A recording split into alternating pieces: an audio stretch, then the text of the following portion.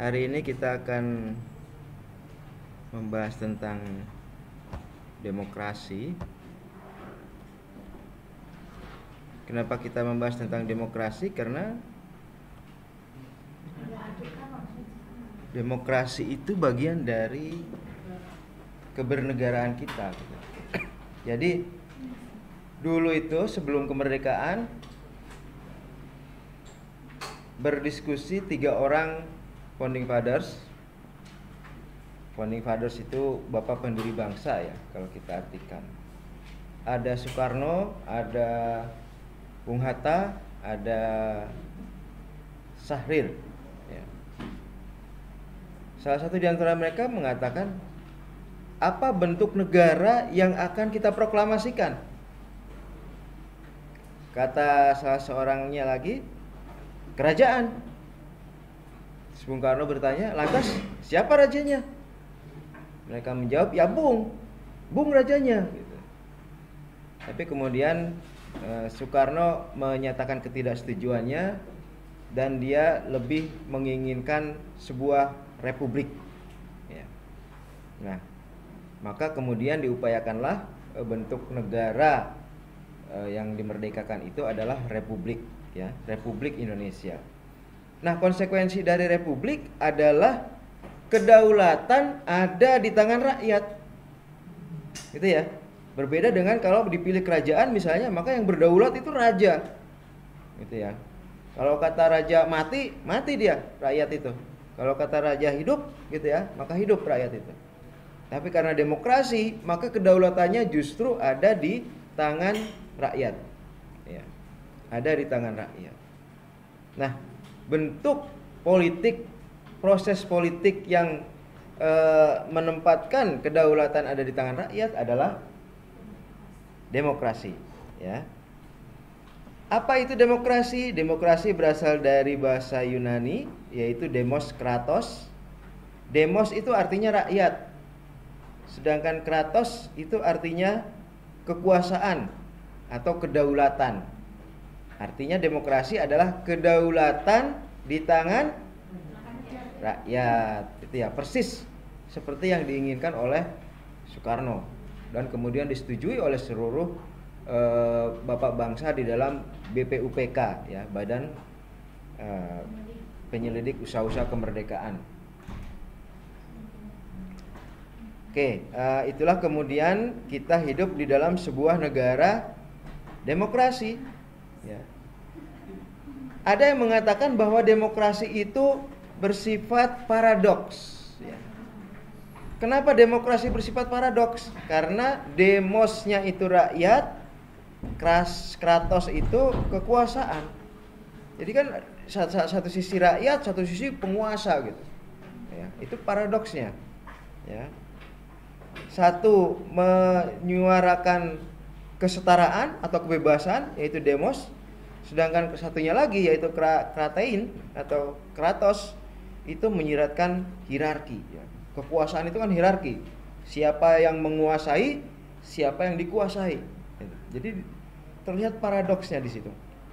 Ada demos kratos ya, kekuasaan ada di tangan rakyat, kedaulatan ada di tangan rakyat. Nah, penyelesaiannya yaitu dengan konsep kedaulatan rakyat tadi itu ya, bahwa demokrasi itu diperintah oleh dirinya sendiri. Kekuasaan itu ada di dalam rakyat itu sendiri. Jadi pada akhirnya paradoks itu jadi hilang. Oh, ternyata penguasanya adalah rakyat itu sendiri. Gitu ya. Penguasanya adalah rakyat itu sendiri. Bukan sesuatu yang menguasai gitu ya. Tempo lalu kan saya sudah menjelaskan tentang salah satu bentuk negara yang diinginkan, yang impikan Thomas Hobbes ya, yang dipikirkan Thomas Hobbes, dipimpin oleh Leviathan ya, penguasa yang otoriter, seluruh kekuasaannya ada di dalam dirinya, dialah yang berdaulat gitu ya. Nah, kita bukan negara Leviathan. Negara kita adalah seperti yang dikatakan oleh John Locke, yaitu negara konstitusional, atau seperti yang dikatakan oleh Rousseau, yaitu negara yang merupakan hasil kontrak sosial. ya. Kontrak sosialnya berupa Pancasila, kemudian konstitusionalnya bahwa negara kita itu dijalankan berdasarkan konstitusi. Jadi penguasa atau pemimpin itu tidak berkuasa dengan kemauannya sendiri, tetapi dengan mengikuti aturan-aturan dalam konstitusi, gitu ya. Disitulah dikatakan bahwa demokrasi itu adalah sebuah bentuk negara konstitusional, gitu ya. Oke, sampai sini ada yang ingin tanyakan? Silakan. Oke, kekuasaan pemerintahan yang terbatas. Jadi demokrasi itu cirinya adalah kekuasaannya itu terbatas. Ya, baik dari sisi waktu ataupun dari sisi lingkup kekuasaannya. Dari sisi waktu kita sudah sepakat bahwa presiden misalnya memerintah dalam waktu 5 tahun dan bisa dipilih kembali untuk 1 kali masa jabatan presiden. Jadi kalau dulu kemarin ada gagasan periode ketiga, nah itu udah melanggar konstitusi, ya kan? Apalagi kalau gagasan memperpanjang kekuasaan presiden, itu udah tidak konstitusional itu. Kalau itu dipaksakan, dia bisa diimpeach, si presiden itu bisa digulingkan. Ya. Kalau di zaman Pak Harto, memang konstitusinya menyebutkan bahwa kekuasaan itu dipilih untuk 5 tahun dan bisa dipilih kembali. Gak ada batas 1 kali periode berikutnya, tidak. Ya, artinya Pak Harto pun sebenarnya secara konstitusional dia konstitusional karena sesuai Undang-Undang Dasar ketika itu, ya, yaitu memerintah selama 5 tahun dan dipilih kembali. Ya sudah, dipilih kembali terus gitu ya. Nggak ada batas, tidak ada batas. Makanya di amandemen konstitusi tahun 99 sampai 2002 itu diperbaiki bahwa bisa mencalonkan diri kembali untuk 1 masa periode saja, untuk 1 masa periode, gitu ya. Makanya Presiden SBY meskipun dia masih ingin misalnya jadi presiden, ya nggak bisa karena sudah 2 kali. Akhirnya dia nggak ikut pilpres kan, dan kemudian muncul Jokowi juga nggak bisa melebihi 2 kali, gitu ya, karena memang batasannya 2 kali. Ya, kecuali kalau dia mau jadi wapres misalnya, cawapres. Tapi masa iya mantan presiden nyawapres gitu ya? Apa enggak mempermalukan diri sendiri kan gitu ya? Meskipun secara konstitusional ya bisa saja, gitu ya. Kemudian pemerintahan tidak dapat bertindak sewenang-wenang, jelas ya. Bahkan presiden itu bisa digulingkan kalau dia sewenang-wenang dalam arti melanggar konstitusi, ya, sewenang-wenang, memakai anggaran seenaknya, ya, untuk kepentingan diri dan kroninya misalnya, gitu ya, sewenang-wenang misalnya melampaui batasan-batasan yang ada di dalam konstitusi, gitu ya. Jadi patokannya satu, presiden itu tidak boleh melanggar konstitusi. Kalau melanggar konstitusi atau melanggar hukum, dia digulingkan, ya, bisa digulingkan. Meskipun penggulingan presiden itu memang sulit, ya. Kalau Anda baca misalnya di konstitusi, penggulingan itu sulit sekali. Karena misalnya yang bisa memberhentikan presiden itu MPR. MPR itu DPR dan DPD. Itu ada sekian persen dari ini yang setuju. Kemudian dari yang setuju itu ada sekian persen yang hadir. Kemudian dari yang hadir banyak lagi syarat-syaratnya. Anda baca sendirilah di konstitusi. Jadi sangat berat sebenarnya, sangat susah untuk menurunkan seorang presiden, gitu ya. Meskipun tentu saja masih sangat dimungkinkan, gitu ya. Oke. Ada pemikir politik namanya Henry Mayo. Demokrasi harus didasarkan pada beberapa norma. Nah, menurut Mayo ya, yang pertama menyelesaikan perselisihan dengan damai dan secara melembaga. Ya. Misalnya gini, perebutan kekuasaan. Ya. Perebutan kekuasaan itu perang sebenarnya, itu konflik. Ya, karena berebut kan. Kalau tidak diatur dengan konstitusi, maka konflik itu bisa konflik berdarah. Zaman kerajaan dulu kan seperti itu, ya kan? Tunggul Amentung sebagai raja, kemudian digulingkan oleh siapa itu? Ken Arok, ya kan? Kemudian terus begitu ya. Jadi setiap putaran perebutan kekuasaan itu selalu berdarah-darah gitu ya. Nah, dengan adanya konstitusi, maka konflik itu bisa dipindah dari konflik berdarah-darah saling bunuh menjadi konflik verbal namanya. Ya, saling caci maki itu boleh dalam kampanye. Asal tidak memfitnah, asal sesuai fakta itu boleh. Gitu ya. Boleh-boleh saja gitu. Misalnya, si A ini dungu gitu ya. Lihat saja track recordnya begini, boleh. Ya. Karena perebutan kekuasaan itu sebenarnya perselisihan. Tetapi perselisihan yang diselesaikan dengan damai, ya. Dan seharusnya setelah peristiwa atau event Pilpres itu semuanya menjadi berdamai kembali. Ya, seharusnya tidak terbelah lagi gitu. Begitu Pilpres selesai, yang namanya cebong, yang namanya kampret, ya kan? Seharusnya lebur lagi menjadi warga negara Indonesia. Gitu. Ya, kejadian selama ini itu sebenarnya sudah sangat memprihatinkan ya. Dalam arti bahwa ternyata pembelahannya tetap ada antara nasionalis dan kelompok Islam politik ya. Kemudian yang kedua, menjamin terselenggaranya perubahan secara damai dalam suatu masyarakat yang sedang berubah. Ya, oke, sama itu. Kemudian menyelenggarakan pergantian pimpinan secara teratur. Ya, sudah ya, 5 tahun sekali dan bisa dipilih kembali untuk 1 periode berikutnya. Kemudian membatasi pemakaian kekerasan sampai minimum, bahkan sampai 0. Tidak boleh ada kekerasan fisik. Begitu ada kekerasan fisik itu sudah kriminal, ya. Kalau misalnya pilkada ada pembakaran rumah calon misalnya, ya sudah itu udah urusan polisi, gitu ya kan. Di Papua di mana ada kan, itu urusan polisi, gitu ya. Kemudian membatasi, sudah, mengaku keanekaragaman. Jadi syarat bahwa kita melaksanakan demokrasi harus ada pengakuan terhadap perbedaan. Baik perbedaan suku, agama, ras, antar golongan, dan semuanya menempatkan diri sejajar, gitu ya, sama saja, gitu ya. Warga negara Indonesia, baik dia itu orang Katolik, orang Kristen, orang Hindu, orang Buddha, orang Islam, orang Sunda Wiwitan, orang Kejawen, gitu ya, Parmalim kalau di Batak, gitu ya, sama, ya, semuanya satu suara, memiliki satu suara, ya, one man one vote. Oke, kemudian menjamin tegaknya keadilan. Jadi salah satu syarat berjalannya demokrasi itu tegaknya keadilan, gitu ya. Karena itu salah satu yang harus diatur dalam demokrasi itu adalah misalnya ya, dana kampanye. Karena kalau itu tidak diatur, maka yang punya duit banyak itu akan mendominasi kampanye. Ya, akhirnya dia saja yang terpilih nanti, gitu ya. Itu tidak adil. Nah, menjamin tegaknya keadilan misalnya diupayakan adanya laporan dana kampanye dan pembatasan dana kampanye. Jadi dibatasi perorangan misalnya maksimal sekian miliar, gitu ya. Korporat bisa menyumbang sekian miliar, tidak boleh lebih dari segitu misalnya.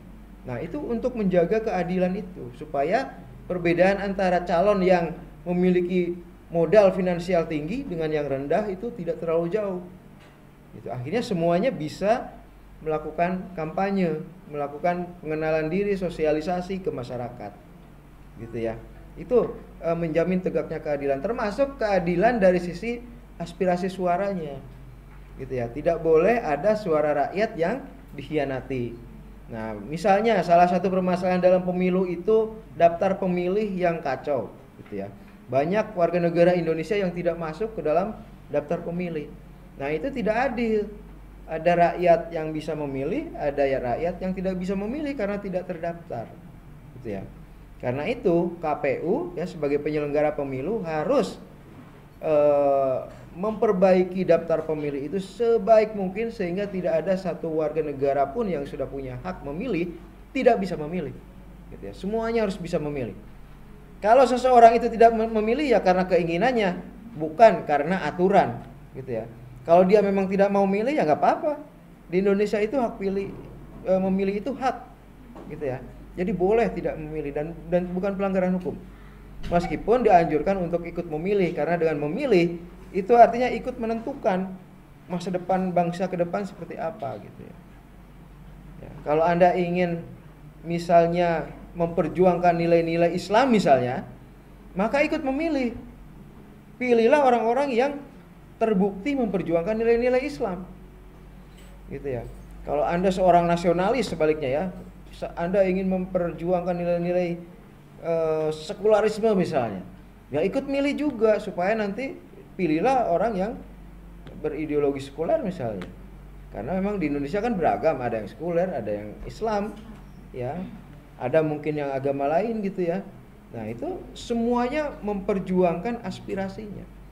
Dan kalau Anda peduli dengan kehidupan berbangsa bernegara, ikut memilih. Ya, pilih orang-orang yang Anda percaya, percaya sama Allah aja ya.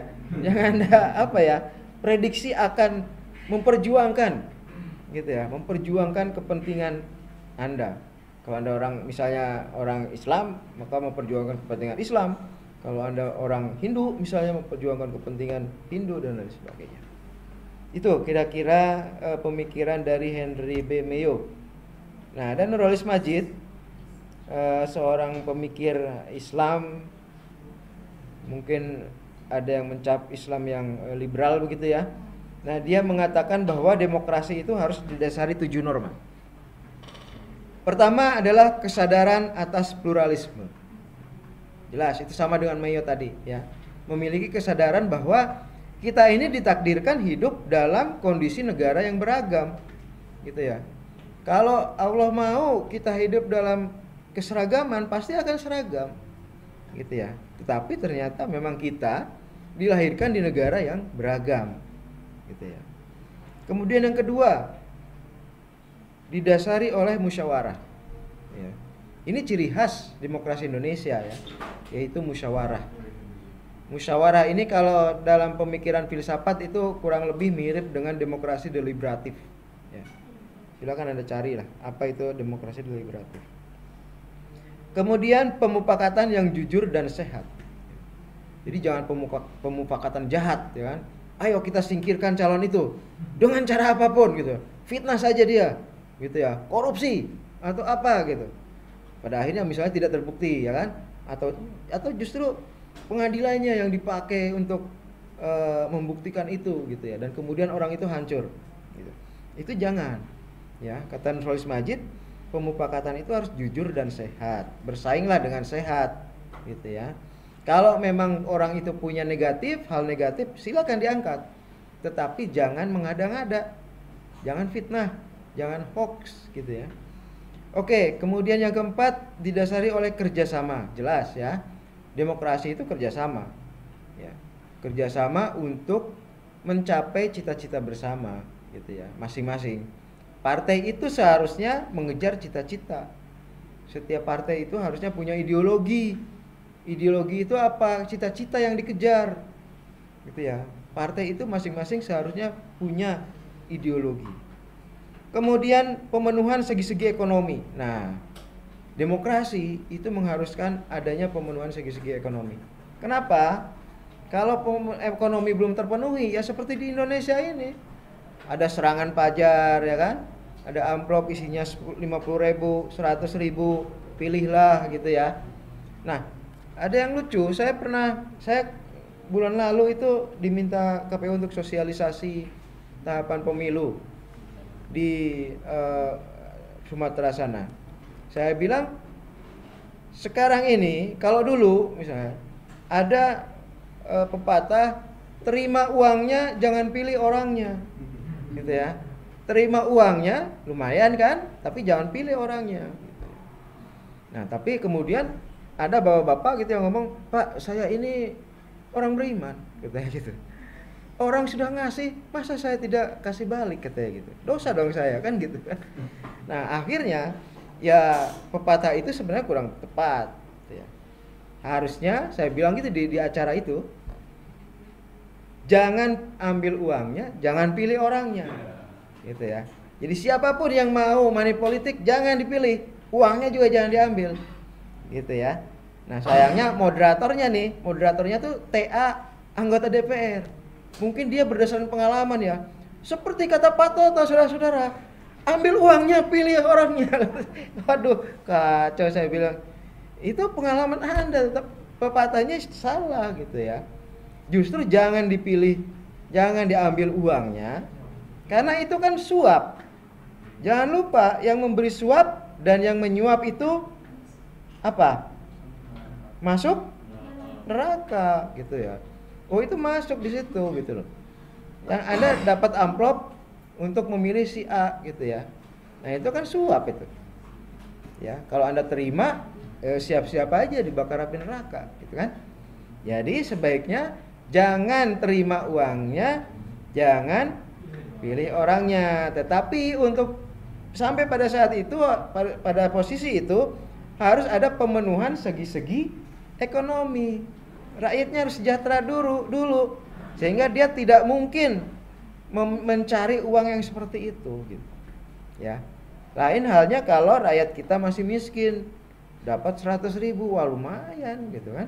Ya, pasti diterima dong. Gitu ya.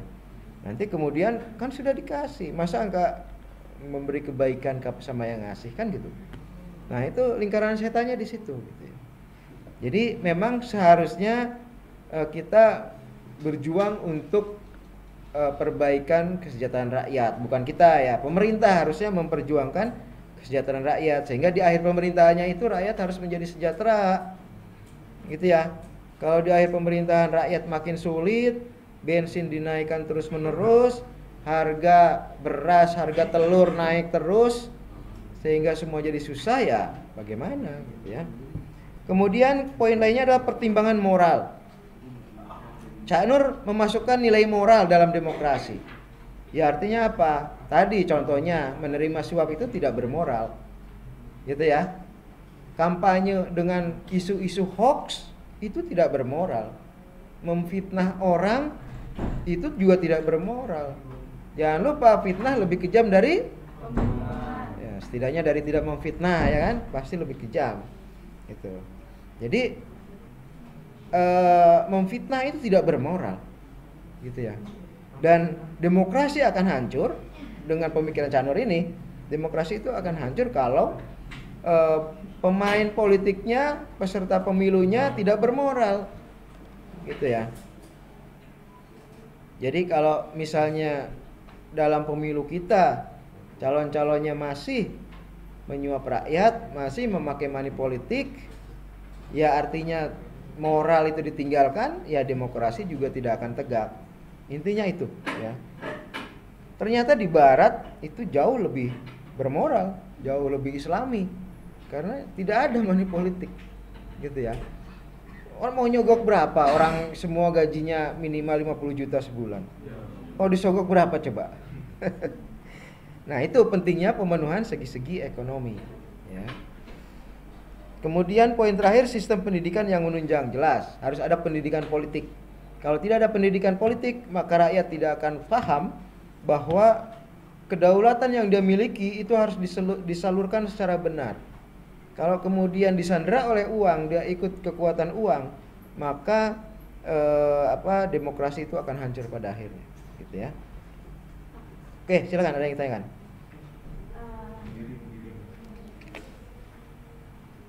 Apakah pernyataan dari Pak Prof. Najib ini dijadikan landasan dari demokrasi? Soalnya di poin nomor 1, kesadaran atas pluralisme. Ya. Pluralisme ini mungkin entah ya Pak, mungkin kalau setahu saya ada kan yang namanya pluralisme agama. Di beberapa artikel dari para pemikir kontemporer seperti Pak Adian Husaini, Pak Hanif Fahmi Zarkashi, beliau menyatakan bahwasanya pluralisme agama itu adalah seseorang yang memiliki paham menyamakan keberagaman agama. Keberagamaan.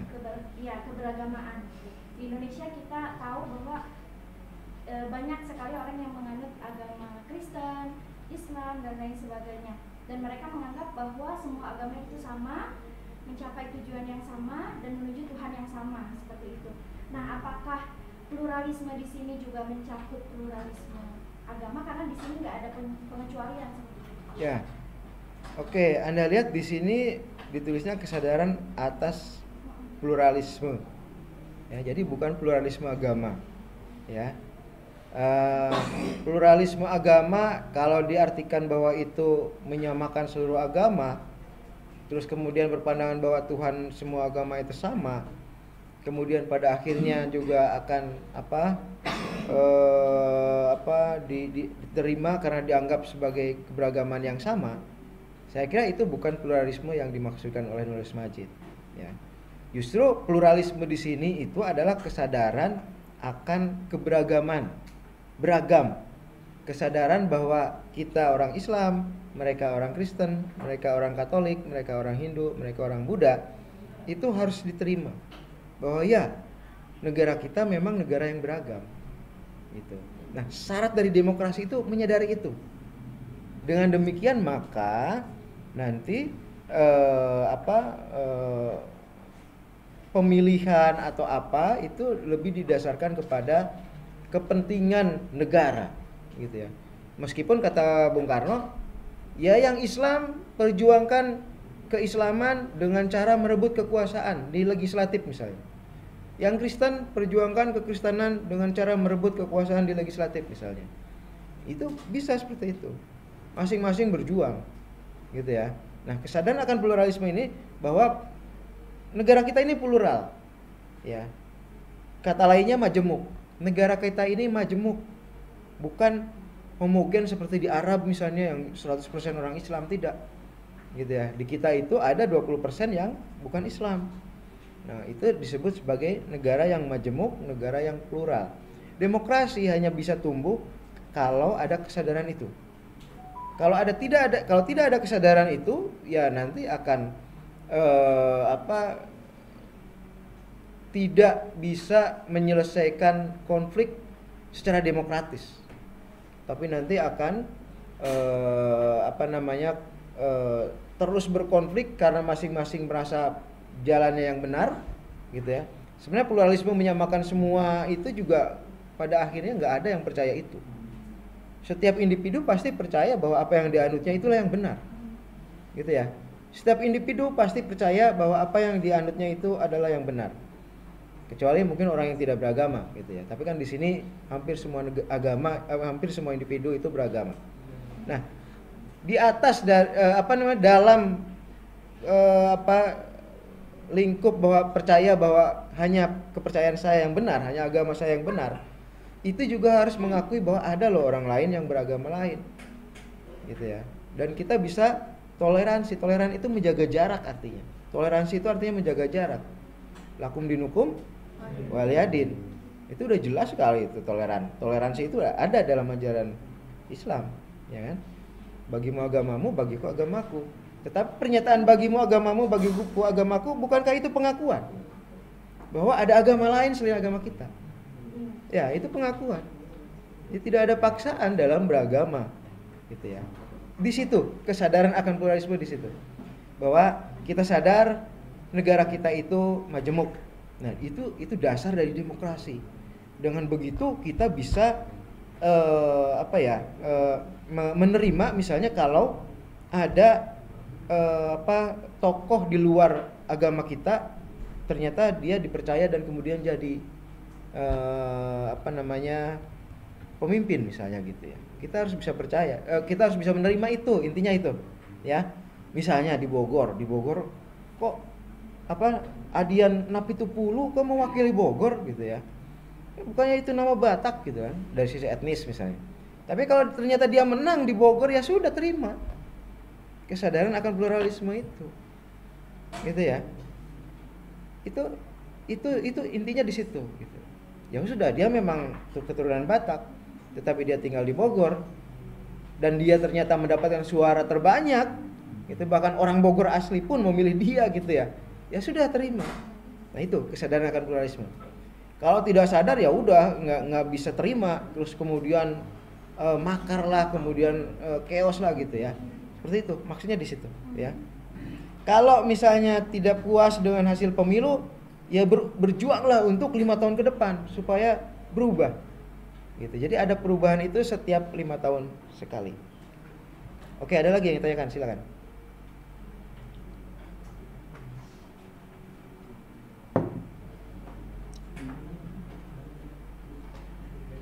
Oke.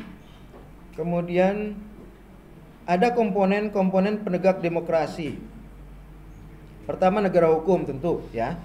Karena demokrasi itu hanya akan tegak kalau hukumnya juga tegak. Artinya demokrasi itu kan konstitusional.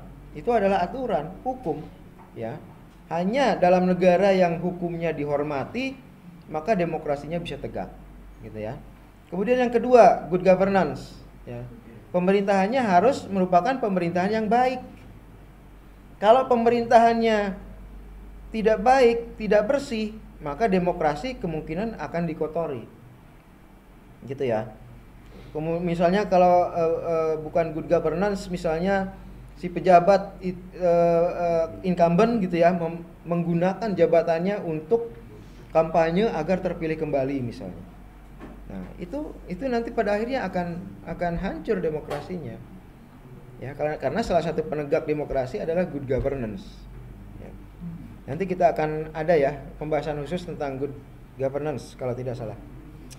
Ada nggak siapa yang dapat good governance? Setelah UTS mungkin ya. Kalau nggak salah ada. Kemudian poin ketiga, legislatif yang civic skill, dalam arti bahwa di sini tuh memiliki kemampuan kebernegaraan ya. Jadi legislatif itu tidak hanya memperjuangkan kekuasaan dan partainya, tetapi bagaimana dia menerapkan kemampuan kebernegaraannya itu di dalam misalnya proses-proses pembuatan undang-undang, legislasi gitu ya. Kan legislatif kan memiliki tugas-tugas legislasi, pengawasan dan satu lagi budgeting ya, anggaran. Nah, legislatif itu harus memiliki kemampuan untuk kemampuan kebernegaraan gitu ya. Kemudian poin lainnya, peradilan yang bebas dan mandiri, jelas ya. Kalau misalnya dalam demokrasi itu peradilannya korup, bisa disuap, maka demokrasi pun akan hancur. Ya, karena nanti tidak ada pelanggaran-pelanggaran dalam pemilu misalnya yang ditindak gitu ya. Nah, sampai pemilu 2019 pun kalau kita cari informasi tentang pelanggaran yang ditindak misalnya oleh Bawaslu, itu tidak ada. Nah, nih masalahnya di situ ya. Peradilan kita masih belum menunjukkan taringnya gitu ya, menunjukkan hasilnya. Kemudian ada masyarakat madani. Masyarakat madani itu kalau orang barat katakan itu civil society ya. Hampir sama lah ya, masyarakat sipil. Ya. Masyarakat madani itu cuman masyarakat madani ini diperkenalkan oleh Cak Nur sebenarnya, bahwa ini masyarakat Madinah ya. Masyarakat Madinah ketika Nabi menjadi kepala negara di sana. Gitu ya. Nah, itu masyarakat yang dinilai oleh Cak Nur itu masyarakat yang ideal. Ya. Oke, kurang lebih seperti masyarakat sipil lah, di mana masyarakatnya itu mampu ikut berperan serta aktif dalam berbagai kebijakan ya. Misalnya dalam pembuatan undang-undang, masyarakat bisa ikut menyalurkan aspirasinya ya, memiliki kemampuan untuk berdiskusi dan lain sebagainya. Kemudian adanya pers bebas, jelas ya. Tanpa adanya pers yang bebas, maka demokrasi pun terancam. Gitu ya. Karena pers itu bisa sebagai lembaga demokrasi yang keempat. Itu orang menyebutnya gitu. Setelah eksekutif, legislatif, yudikatif, itu ada pers gitu ya. Maka persnya harus bebas. Gitu ya. Ini bertanggung jawab nih, mungkin bisa dihapus saja nih. Pers yang bebas bertanggung jawab ini kata-kata Orde Baru ya. Pers yang bebas tentunya dengan sendirinya sebagai orang dewasa ya harus bertanggung jawab ya kan. Oke, kemudian infrastruktur itu jadi udah nggak relevan kalau ada kata-kata yang bertanggung jawab. Oke. Ini kan slide lama ya. Kemudian infrastruktur politik. Infrastruktur politik ya tentu ada penyelenggara pemilu, ada KPU, Bawaslu, DKPP, kemudian ada peserta pemilu, partai-partai, ya, ada para kontestannya, caleg, ya. Ada nggak di sini yang mau nyalek? Boleh ya. Kan banyak yang baru lulus SMA udah nyalek. Nah, cuman memang karena demokrasi kita demokrasi liberal, Maka memang setidaknya Anda harus punya 3 modal nih kalau mau nyalek ya. Saya kasih ininya nih, rahasianya. Pertama, modal, jangan situ dulu. Modal budaya. Modal budaya itu dalam arti bahwa Anda punya ilmunya gitu ya. Punya ilmunya gitu. Kemudian modal sosial. Modal sosial itu dalam arti Anda punya jaringan nih. Ya, jaringan ikut partai atau jaringan ikut organisasi mahasiswa ya kan. Itu juga modal. Dan kemudian yang ketiga baru modal finansial. Gitu ya. Tapi di kita ini memang yang ketiga yang menentukan gitu ya. Jadi ada kapasitas, ada integritas, dan ada isi tas. Nah, isi tasnya itu yang penting gitu ya. Gitu. Sekarang maju kepala desa aja harus punya 1 miliar. Kepala desa aja tuh. Ya. Bupati mungkin lebih dari 100 miliar. Ya, kalau nyalek, kalau apalagi kalau nyapres ya, kalau belum punya 10 triliun ya jangan gitu ya. Harus punya dulu triliunan. Itu dampak dari demokrasi liberal. Ya.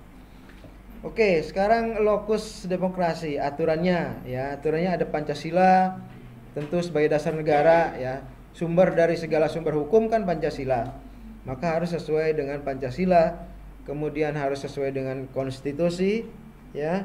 Kemudian juga harus sesuai dengan undang-undang. Ada undang-undang pemilu. Anda tahu undang-undang berapa undang-undang pemilu? Coba di googling.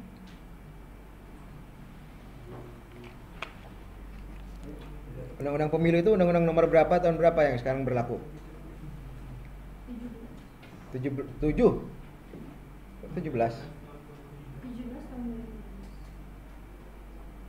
Undang-undang 7 mungkin tahun 2017. Ya kan? Nah, Undang-Undang 7 2017 ya. Waalaikumsalam. Ada mahasiswa baru tambahan. Oh, ya silakan. Tapi di absensinya kan nggak ada. Nambah di bawah aja. Ya. Oke, Bu. Ya. Silakan. Waalaikumsalam. Berdiri di situ aja, berdiri dulu. Ya. Ada masih bisa, Bu. Ya. Perkenalkan dulu. Assalamualaikum warahmatullahi wabarakatuh. Waalaikumsalam warahmatullahi wabarakatuh. Kenalkan, nama saya Fadil Muhammad, umur 21 tahun. Sekarang domisilinya di Matraman. Matraman. Ya. Oke, Anda memang orang Jakarta atau Saya dari Lampung. Lampung? Sekarang tinggal di Matraman. Sekarang. Oke, ya cukup, silakan. Yang jelas cepak ya. Hati-hati nih, cepak ini. Jangan-jangan ini apa? Intel ya kan? Oke, Fadil. Silakan. Oke, kita lanjutkan ya. Jadi lokus demokrasi itu tentu saja demokrasi itu harus konstitusional, dalam arti bahwa harus sesuai dengan konstitusi ya, sesuai dengan dasar negara yaitu Pancasila, sesuai dengan konstitusi. Kemudian penyelenggaraan pemilunya diatur oleh Undang-Undang Pemilu, yaitu Undang-Undang 7 tahun 2017 gitu ya. Nah, Undang-Undang 7 KPU sudah menetapkan bahwa pemilu kita tanggal berapa? Tahu nggak? Pemilu kita tahun 2024 itu akan dilakukan tanggal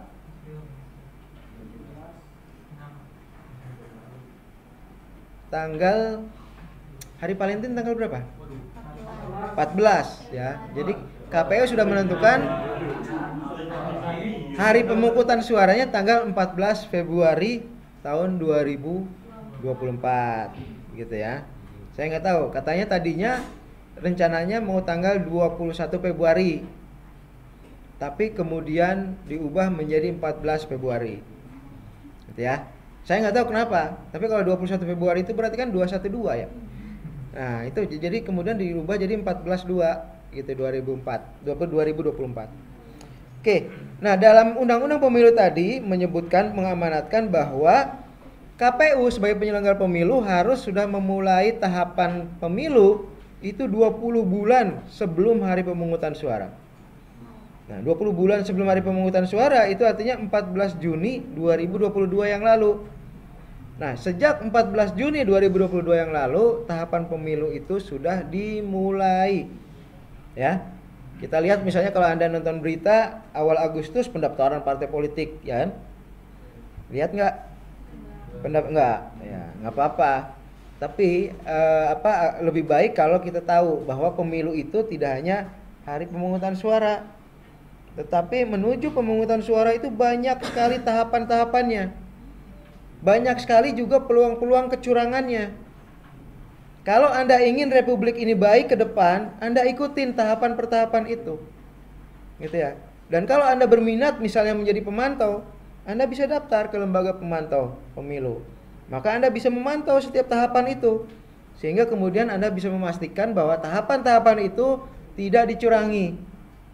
Gitu ya. Lagi-lagi kalau misalnya kita ingin memperjuangkan nilai-nilai ajaran-ajaran yang kita yakini kebenarannya.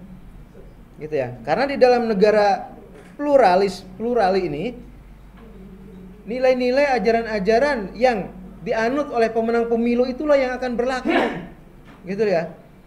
Kalau pemenang pemilunya nasionalis, maka nilai-nilai atau ajaran-ajaran yang nasionalis itulah yang akan menjadi pegangan. Gitu ya, yang akan lebih dominan.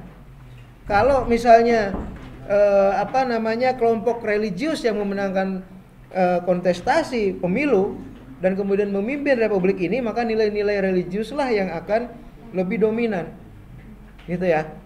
Nah, itulah pentingnya kita mengikuti tahapan per tahapan pemilu itu, tidak hanya pada hari pemungutan suara.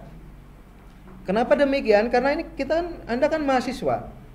Ya, calon-calon intelektual nantinya. Ya. Sebagai calon intelektual, Anda harus mulai ya ikut dalam proses-proses bernegara, karena intelektual itu artinya bernegara juga gitu ya. Nah, ikuti tahapan-tahapan pemilu itu. Kalau misalnya ingin menjadi penyelenggara ad hoc, Anda bisa kalau memang memenuhi syarat bisa menjadi misalnya KPPS ya, kelompok KPPS, pemungutan suara lah gitu ya, yang menyelenggarakan pemungutan suara di TPS gitu.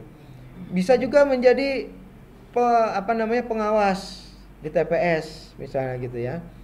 Kalau ingin menjadi pemantau ya ikut pemantau, lembaga pemantau, memantau dari jauh gitu kalau memantau itu ya.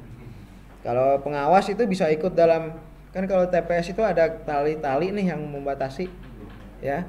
Kalau penyelenggara dan pengawas itu bisa di dalam, ikut dalam proses. Tapi kalau pemantau biasanya di luar aja, melihat aja gitu ya. Nah itu ya. Jadi sekarang sudah sampai pada tahapan pendaftaran partai politik. Sekarang sedang verifikasi faktual nih. Ya, verifikasi faktual karena banyak sekali partai politik yang sebenarnya belum punya struktur yang kuat di bawah, misalnya hanya ngaku-ngaku saja, maka harus diverifikasi oleh KPU. Nanti sebentar lagi ada perbaikan daftar pemilih. Nah, Anda yang udah 17 tahun, Anda berhak memilih, Anda harus yakinkan bahwa Anda ada di dalam daftar pemilih. Ada yang di bawah 17 tahun sekarang di sini? Nggak ada ya? Tapi mayoritas mungkin pasti udah lebih dari 17 ya. Pasti udah lebih dari 17. Jadi udah berhak memilih. Ya, karena itu memang Anda sudah punya hak, sudah punya kedaulatan untuk ikut memilih. Nah, karena itu sudah bisa sebenarnya untuk juga ikut mengawasi ya jalannya tahapan-tahapan pemilu. Kemudian ada lembaganya. Nah, tadi ya, dari tadi kita omongin nih KPU, Bawaslu, partai politik, DPR ya. Kalau tidak ada itu ya sudah tidak ada itu demokrasi ya. Kemudian ada habitusnya ya, struktur mental, struktur sosial. Struktur sosial misalnya tadi pemenuhan ekonomi. Dalam masyarakat yang masih di bawah garis kemiskinan, demokrasi itu akan selalu terkotori oleh politik uang misalnya gitu. Karena orang masih kesulitan ekonomi, jadi begitu diiming-imingi ya amplop 100.000, 50.000 itu maka akan termakan gitu ya oleh money politik itu gitu. Ya, struktur mentalnya juga harus bagaimana memiliki keyakinan ya, bukan keyakinan ya, bagaimana memiliki sikap yang tegas gitu bahwa pemilu itu harus bersih misalnya gitu ya.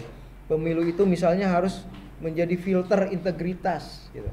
Filter integritas itu artinya pemilu harus menjadi filter bahwa nanti yang dihasilkan dari pemilu itu orang-orang yang berintegritas.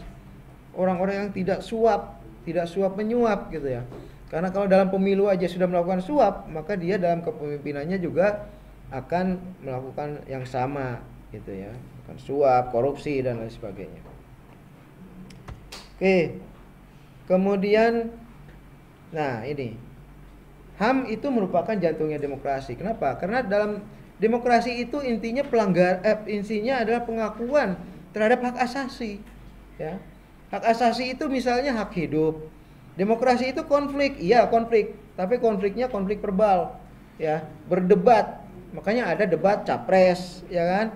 Ada debat cawapres. Karena demokrasi itu konflik, tapi konfliknya debat oral gitu ya, debat kata-kata saja gitu.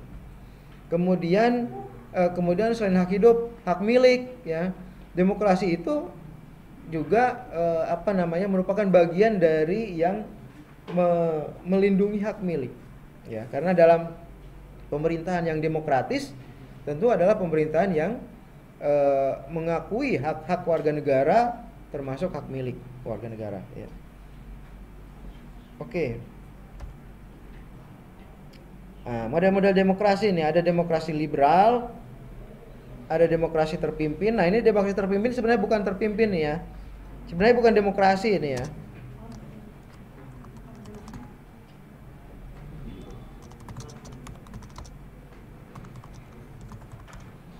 Oke, jadi demokrasi terpimpin itu sebenarnya bukan demokrasi, tapi itulah yang pernah dijalankan di Republik ini, yaitu di era Soekarno. Ya. Kenapa? Karena waktu itu Bung Karno melihat demokrasi liberal yang dijalankan itu tidak menghasilkan kebaikan, malah menghasilkan gonjang-gonjing politik gitu ya, tidak pernah benar. Kabinet pun beberapa bulan ganti, Nah, itu tidak dilihat oleh Soekarno tidak benar, makanya kemudian dia melancarkan dekret presiden ya, dan kemudian menerapkan demokrasi terpimpin. Artinya semua kekuasaan ada dipegang dia gitu dalam kepemimpinan dia. Nah, ini sebenarnya bukan demokrasi. Ya, karena yang namanya terpimpin itu ada pembagian kekuasaan, ada pembatasan kekuasaan dan lain sebagainya. Oke, kemudian demokrasi sosial. Demokrasi sosial itu nantilah kita pelajari lagi ya kalau kesempatan lain. Oke, ada demokrasi liberal itu yang dijalankan oleh Amerika misalnya, ya. Nah, kata Francis Fukuyama dalam bukunya The End of History, sudah ada yang baca? Maka akhir sejarah itu adalah demokrasi liberal itu. Gitu ya. Semua kepemimpinan negara-negara itu dalam bentuk demokrasi liberal. Kenapa? Karena demokrasi liberal inilah yang dikatakan oleh Fukuyama, itulah yang menghargai hak-hak individu. Ya. Dibanding dengan komunisme misalnya yang sama sekali tidak menghargai hak individu, gitu ya. Sedangkan liberal itu kepemimpinan yang mengakui hak-hak individu. Oke, kemudian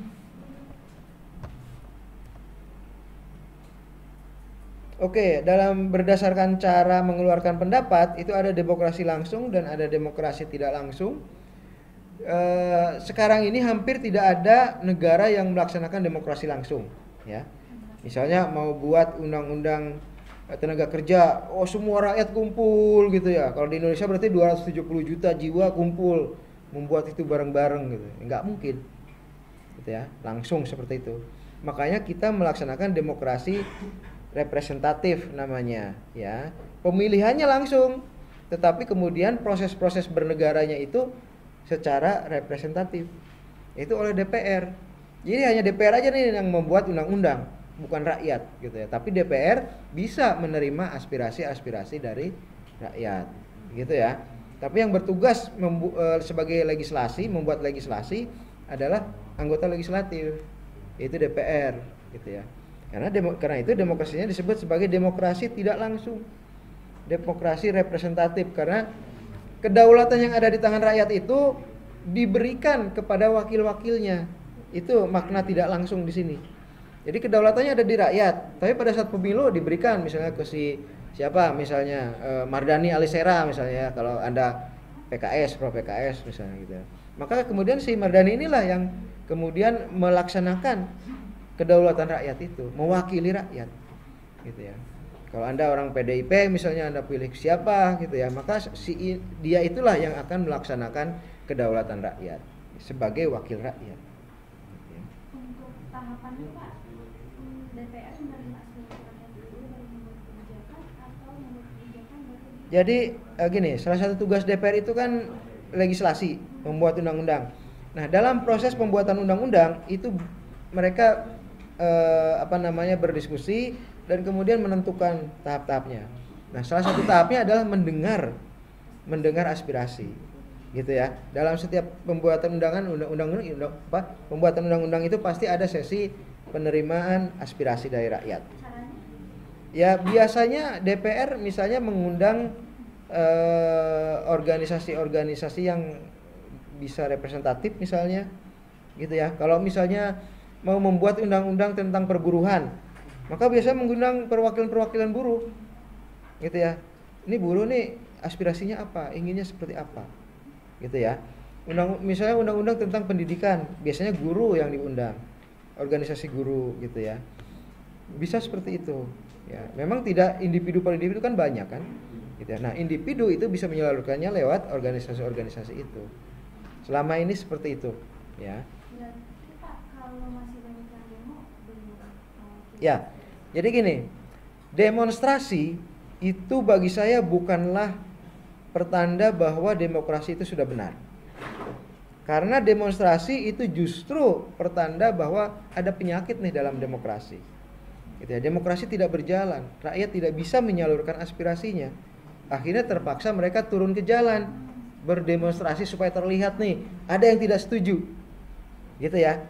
Nah, itulah demonstrasi. Berarti kalau ada demonstrasi berarti pertanda proses pembuatan legislasi itu tidak representatif. Gitu ya.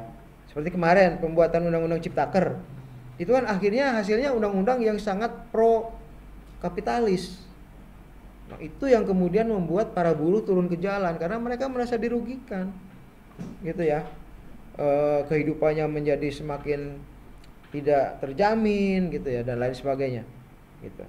Nah, itu jadi kalau ada satu demonstrasi itu justru menandakan proses demokrasinya ada berpenyakit gitu ya. Nah, kenapa misalnya saya pernah katakan indeks demokrasi kita itu flaw demokrasi yang cacat, karena masih cacat seperti itu, masih ada cacat-cacat yang membuat aliran darah aspirasi itu tidak lancar gitu ya. Nah, itulah ada korupsi, ada suap. Misalnya kalau para pengusaha ingin lebih negara mementingkan kepentingannya mereka sendiri, maka kemudian disuaplah pemerintah. Gitu ya. Nah, itu terjadi memang gitu ya. Maka hasilnya adalah undang-undang yang pro pada kapitalis gitu ya. Kenapa misalnya setiap berapa tahun, 3 tahun misalnya jalan tol itu selalu naik? Karena di undang-undangnya diamanatkan setiap sekian tahun harus naik. Nah, itu kita curiga, ini dulu bikinnya kenapa begini gitu. Nah, berarti para pengusaha jalan tol itu di belakang itu. Kita bisa curiga itu. Gitu ya. Kenapa misalnya pengaturan minyak goreng selalu saja begitu, selalu merugikan rakyat. Nah, karena memang di peraturannya memang sudah menguntungkan para pengusaha minyak goreng itu.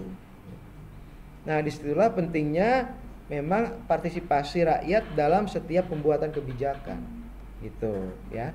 Jadi kalau ada demonstrasi itu tandanya rakyat sudah ditinggalkan, karena ada pihak-pihak tertentu yang punya kepentingan besar untuk menguasai itu, gitu ya.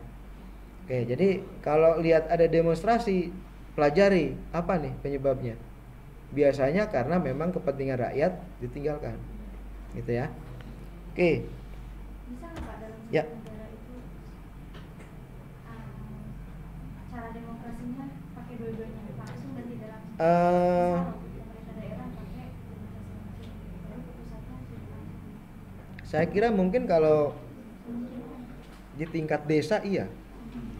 Jadi kalau di tingkat demokrasi desa, saya kira masih bisa demokrasi langsung. Terutama desa-desa di luar Jawa ya. Kalau desa di Jawa saya kira yang udah hampir 1 juta, ada yang satu desa 1 juta kan ada. Boh, itu susah juga mengumpulkan 1 juta orang di mana gitu, ya kan? Kecuali memang disalurkan per RT misalnya gitu ya. Ya tapi akhirnya ya udah tidak langsung juga kan, gitu. Tapi prinsipnya dalam lingkup pemerintahan yang kecil, yang rakyatnya tidak terlalu banyak dan bisa dikumpulkan, ya boleh saja demokrasi langsung. Tetapi kalau dalam lingkup yang besar, kabupaten misalnya, saya kira sudah sulit untuk demokrasi langsung karena itu diperlukan adanya DPRD, ya.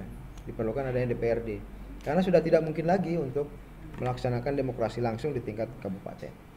Itu ya. Oke, ada lagi yang ditanyakan? Oke, ini periodenya saja, itu enggak terlalu penting. Ini juga enggak penting, ini juga enggak penting. Ini juga sudah. Ini juga enggak penting. Enggak penting. Anda pelajari sendirilah, ini kan gampang. Ya, ini amanat Undang-Undang 45 ya, konstitusi ya, pasal 22E. Pemilihan umum dilaksanakan secara langsung, umum, bebas, rahasia, jujur dan adil. Luber jurdil. Ini prinsip dalam pemilu. Langsung, umum, bebas, rahasia, jujur dan adil. Ya. Jadi Anda langsung memberikan suara, ya. Tidak bisa diwakilkan gitu. Misalnya, saya malas lagi ngerjain tugas, gitu ya. Ayah aja yang wakilin, nggak bisa gitu ya.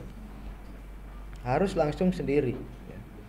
Sesuai asasnya yang bersifat langsung, partisipasi rakyat pada pemilu merupakan bagian integral dari, ya betul gitu ya. Semakin tinggi partisipasi rakyat, itu pemilu semakin dinilai sukses, ya. Semakin rendah tentu saja dinilai kurang sukses. Meskipun sebenarnya tadi memilih adalah hak, ya.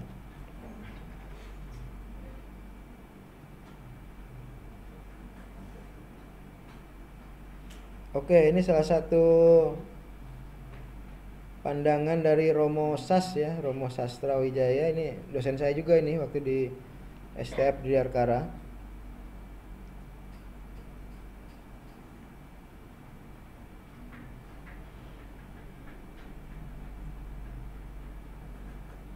Ya, itu seperti itu ya. Kemudian oke. Demokrasi dan media, peran media dalam memperkuat nilai-nilai demokrasi itu penting ya. Karena itu sebenarnya media itu punya tanggung jawab yang besar gitu ya. Media misalnya harus memegang prinsip perimbangan dalam berita. Ya. Media meskipun milik sendiri itu tidak bisa misalnya hanya meliput seorang ketua umum partai yang adalah pemilik media itu gitu. Terus ya diliput pidatonya, nggak boleh seperti itu. Gitu ya.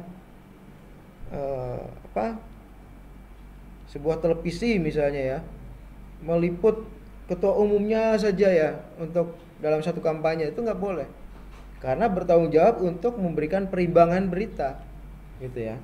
Ada misalnya berimbang secara waktu, berimbang sama-sama dikasih waktu 4 menit misalnya, tapi yang satu tone-nya positif, satu tone-nya negatif gitu, yang dilihat yang negatif-negatifnya saja gitu. Kalau pemilik media yang baik-baiknya saja gitu, nah itu juga nggak boleh. Itu juga tidak berimbang. Jadi pelajaran di 2019 misalnya televisi yang dimiliki oleh orang-orang yang sedang ikut proses politik itu kan semuanya tidak berimbang, ya kan? Itu jangan sampai terulang lagi di pemilu 2024, gitu ya. Oke, Anda baca aja sendiri ini.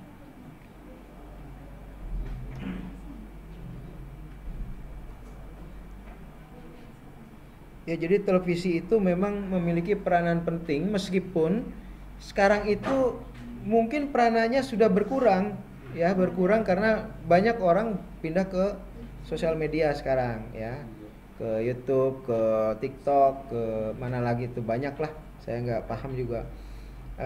Tapi tetap ya sebagai media mainstream televisi itu sangat penting tetap ya, dan dia harus menjalankan perannya yang benar gitu ya.